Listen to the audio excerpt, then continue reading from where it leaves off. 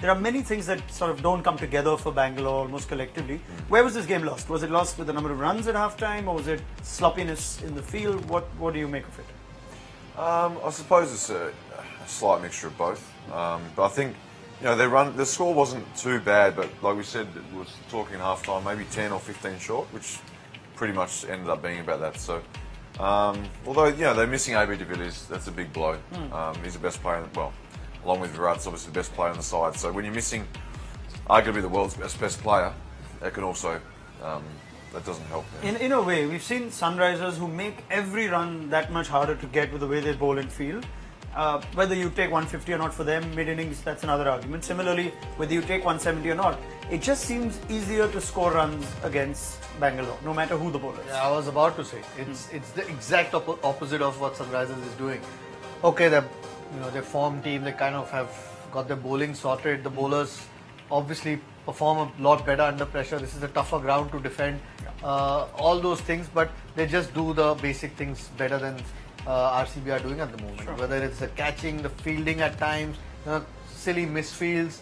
When you have a below par score and a bowling attack, which looked better today, and there was a bit of help for spinners, you've got to put everything else into your fielding. And that catch of Virat Kohli, if everyone else starts sort of following what he does on a cricket field, might help their cause at the moment, because otherwise, their bowling and their batting is not quite there yet. So exactly what Sunrisers is doing well.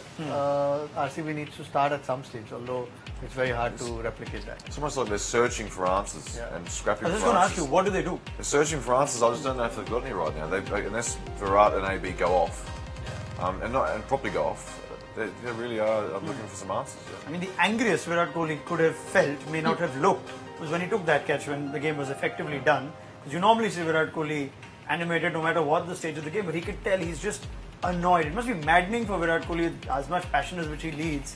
This just keeps happening. They're effectively now in fear of just being dragged away from the rest, Gaurav.